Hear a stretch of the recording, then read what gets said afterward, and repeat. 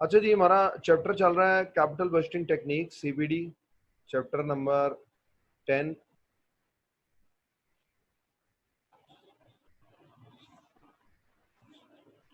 Capital budgeting technique CBT के नाम से। और आज जो टेक्निक हम डिस्कस करने जा रहे हैं वो दूसरी टेक्निक है जिसका नाम है नेट प्रेजेंट वैल्यू। इसको कहते हैं NPV.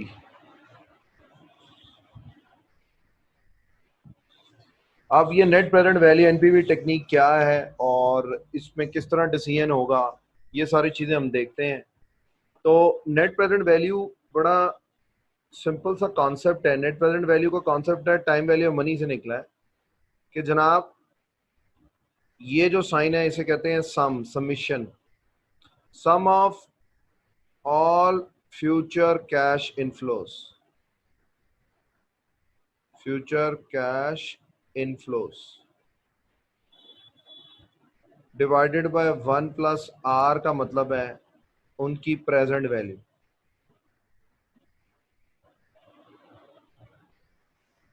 Minus initial investment.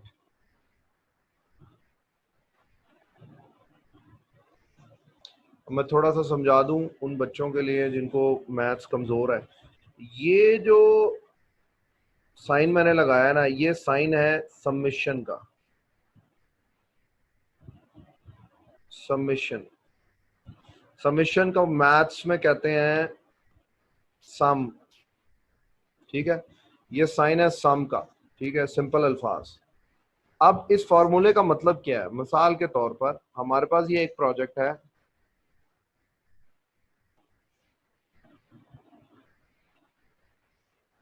Rimsha बेटा मैं करता हूँ, लाओ 1 मिनट।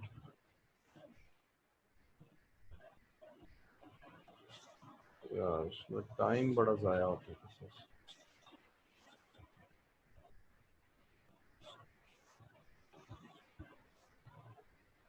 कर दिया रिमशा बेटा, आप ट्राई करें दोबारा।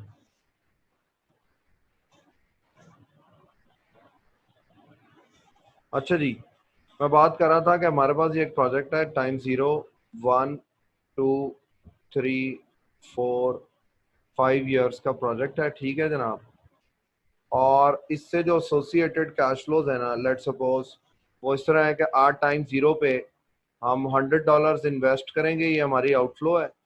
1 साल के बाद 20, 2 साल के बाद 30, 3 साल के बाद 40, 4 साल के बाद 25, 5 साल के बाद 35, ये हमारे कैश इनफ्लोज हैं। तो ये फार्मूला हमें ये बता रहा है कि एनपीवी फाइंड करने के लिए तरीकाकार ये होना चाहिए कि हम क्या करेंगे कि इन तमाम फ्यूचर कैश इनफ्लोज की प्रेजेंट वैल्यू का सम ले लेंगे, और इन तमाम फ्यूचर कैश इनफ्लोज की प्रेजेंट वैल्यू के सम में से हम क्या करेंगे, ये जो 100 रुपए की इनिशियल इन्वेस्टमेंट है ये इसमें से माइनस हो जाएगी, यानी सम में से हम ये इनिशियल इन्वेस्टमेंट जो है ये लेस कर दें। अब मिसाल के तौर पर मैं एक प्रोजेक्ट लेता हूं और फिर हम उसके ऊपर ये टेक्निक अप्लाई करके देखते हैं कि क्या होगा। सर जी ये 100 कहाँ से लिया था आपने? 100? यार मैंने अज्यूम किया है ना एग्जांपल समझाने के लिए। ये देख, ये फॉर एग्जांपल मैंने लिखा हुआ है लाल पेन से, ये ये ठीक हो गया। एग्जांपल है ना, मिसाल लिया है, जैसे सवाल में दिया होगा, सवाल में दिया होगा। चलें ठीक है। ठीक है, ये देखो फॉर एग्जांपल हमारे पास है जी प्रोजेक्ट एक्स। ठीक है, और उस प्रोजेक्ट के जो कैश फ्लोज हैं वो इस तरह से हैं। सर कर लिए नोट। ठीक है बेटा, कि आज हम इनिशियल इन्वेस्टमेंट करेंगे इसके ऊपर $1,00,000 की। टाइम 0 के ऊपर हम $1,00,000 की इनिशियल इन्वेस्टमेंट होगी, और 1 साल के बाद हमें $25,000, दूसरे साल के बाद $35,000, तीसरे साल के बाद 40, फिर 10, और फिर $15,000 मिलने की उम्मीद है। दूसरी तरफ हमारे पास है जनाब, चलो अब फिलहाल एक प्रोजेक्ट से स्टार्ट करते हैं, फिर बाद में दो प्रोजेक्ट्स वाले सवाल आ जाएंगे। अब इसको सॉल्व करने का तरीका क्या है? इसको सॉल्व करने का एक सिंपल तरीका, हम एक टेबल बनाएंगे। उस टेबल में हम एनपीवी फाइंड करने के लिए सबसे पहला कॉलम डिफाइन करेंगे ईयर्स का, फिर अगला कॉलम होगा कैश फ्लो का, उससे अगला कॉलम होगा उस कैश फ्लो की प्रेजेंट वैल्यू का, पीवीआईएफ फैक्टर जो हम लेंगे। उसके बाद उससे अगला कॉलम होगा जनाब present value of cash flows का। ठीक है।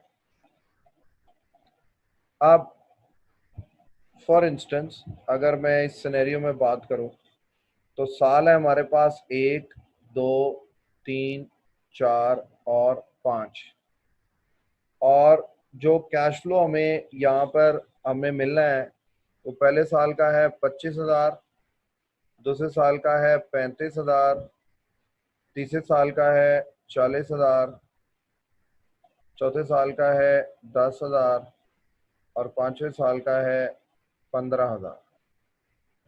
ठीक हो गया जनाब।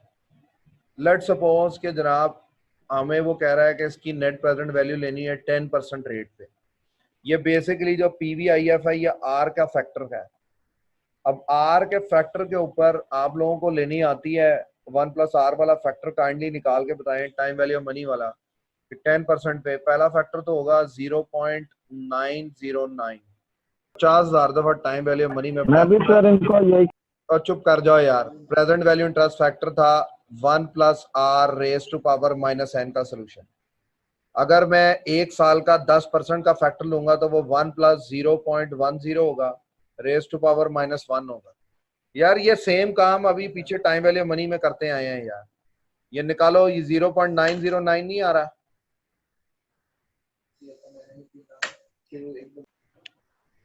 अच्छा जी फैक्टर है आगे हमारे पास जनाब 0.909, यही फॉर्मूला अभी जो मैंने बताया उसी से 0.826, उसके बाद 0.751, उसके बाद 0.683 और फाइनली फिर 0.621 अगर मैं राउंड ऑफ कर दूं, या 620 ले ले, राउंड ऑफ नहीं करते क्योंकि वो फैक्टर ऐसे ही होता है, राउंड ऑफ नहीं होता। अच्छा जी 620। आप देखिएगा अब सिंपली क्या करेंगे, हम सिंपली क्या करेंगे, सिंपली ये करना है हमने कि मल्टीप्लाई कर देना है इनको आपस में, यानी कैश फ्लो वाले कॉलम को हमने मल्टीप्लाई कर देना है विद फैक्टर वाले कॉलम के। ठीक हो गया। तो इसका मतलब है 25,000 मल्टीप्लाई बाय 0.909, तो हमारे पास जो आंसर आएगा वो हमारा present value of cash flow आ जाएगा, यानी उसकी प्रेजेंट वैल्यू आ जाएगी। जी प्लीज शेयर करें क्या प्रेजेंट वैल्यू आ रही। पहली आ रही है 22,725। ठीक है, जो लोग साथ साथ टैली भी करते रहे। दूसरी आ रही है 28,910। तीसरी आएगी 30,040 के बाद अगली फिगर है 6830। उसकी अगली फिगर है लास्ट वाली फिफ्थ 9300। अच्छा जी, अब सिंपली हमने क्या करना है जनाब, हमने सम कर लेना है इन फ्यूचर कैश इनफ्लोस का। मैं एक्सप्लेन करता हूं, ये देखें ये आपके सामने है, यहां पर मैंने लिखा था फ्यूचर कैश इनफ्लोस का सम। ठीक है, अब हमने क्या करना है कि इन तमाम फ्यूचर कैश इनफ्लोस को हमने सम कर देना है। जी प्लीज काइंडली बताएं इसका सम क्या है। अच्छा जी 97,805, दो लोगों ने मुझे कंफर्म कर दिया, वेरी गुड, शाबाश। अब फॉर्मूले का दूसरा पोर्शन, फॉर्मूले का दूसरा पोर्शन ये था जनाब कि जब हम फ्यूचर कैश इनफ्लोस का सम कर लेंगे तो उसमें से माइनस कर देंगे इनिशियल इन्वेस्टमेंट को। तो अब हम सिंपली क्या करेंगे, इसमें से इनिशियल इन्वेस्टमेंट माइनस कर देंगे, वो जो ये हमारी 1 लाख थी, तो इसमें से लेस हो जाएगा 1 लाख की इनिशियल इन्वेस्टमेंट। ये क्या है? हमारी इनिशियल इन्वेस्टमेंट। ठीक हो गया?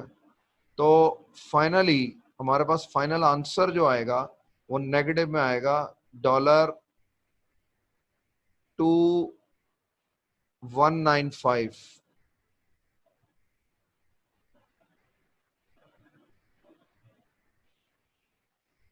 $2195।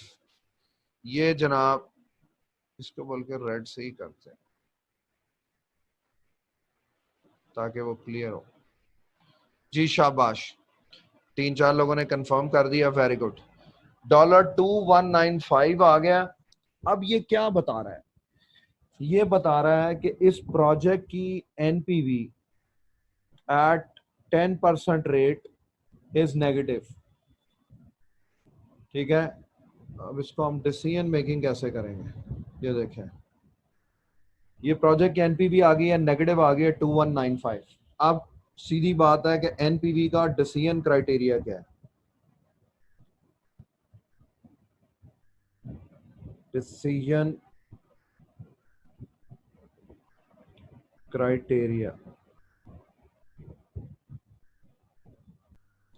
डिसीजन क्राइटेरिया आ गया जनाब। डिसीजन क्राइटेरिया जो है वो बड़ा सिंपल सा है, गौर करें। If project NPV is greater than 0, तो फिर जनाब प्रोजेक्ट एक्सेप्टेबल है हमें। और if project NPV is less than 0, तो फिर जनाब ये हम क्या करेंगे? ये प्रोजेक्ट रिजेक्ट कर दें। तो जनाब प्लीज काइंडली बताएं, जो मौजूदा सिनेरियो है उसमें क्या नजर आ रहा है हमें? ये प्रोजेक्ट क्या होना चाहिए जी? ये नॉट एक्सेप्टेबल होगा। हाँ, not acceptable. We reject this project.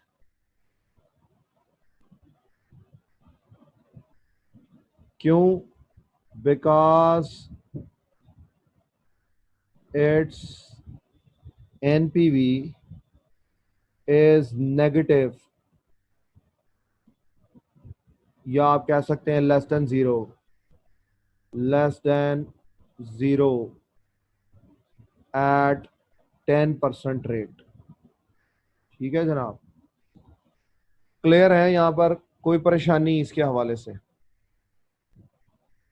अब ये तो टेक्निक थी, टेक्निक इतनी है, टेक्निक आ गई है एनपीवी की। अब बस अगले दो लेक्चर में हम इसकी प्रैक्टिस करेंगे, लॉन्ग क्वेश्चंस करेंगे जिसमें से एनपीवी की प्रैक्टिस होगी।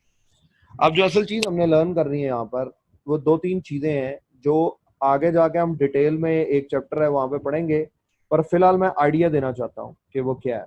देखो, सिंपल सा सिनेरियो है कि सवाल में आपको प्रोजेक्ट और उससे एसोसिएटेड कैश फ्लोज दिए जाएंगे कि जनाब उसकी इनिशियल इन्वेस्टमेंट क्या है, उससे मिलने वाले फ्यूचर कैश इनफ्लोज क्या है।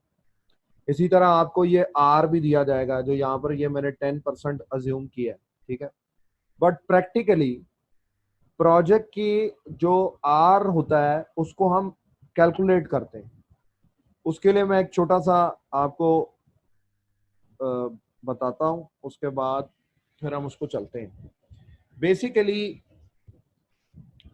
ये जो रेट होता है ना, इसको हम कहते हैं कॉस्ट ऑफ कैपिटल। ये जो प्रोजेक्ट के लिए एनपीवी निकाले, कॉस्ट ऑफ कैपिटल हम दे रहे हैं ना, ये इस केस में हमारा आर है बेसिकली।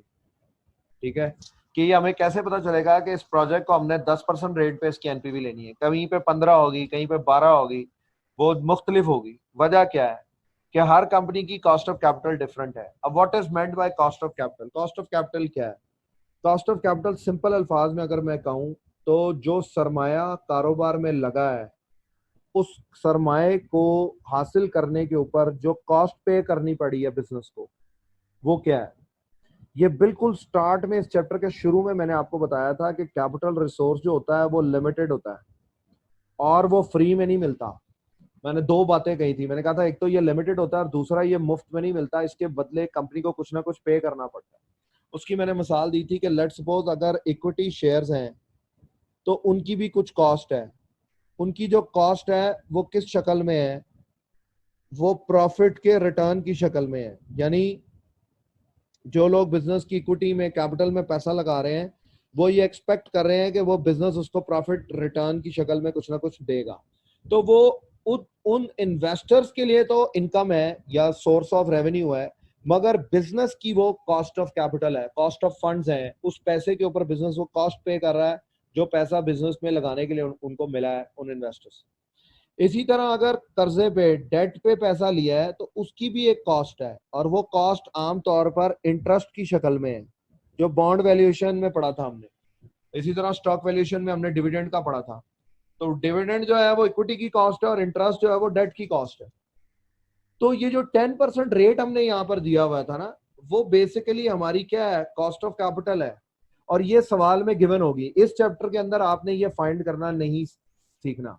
आगे एक और चैप्टर पढ़ेंगे हम कॉस्ट ऑफ कैपिटल का, वहां पे हम लर्न करेंगे कि इसको कैसे कैलकुलेट किया जाता है। ठीक है, कोई क्वेश्चन इसके हवाले से अब तक जो बातें मैं कर चुका हूं?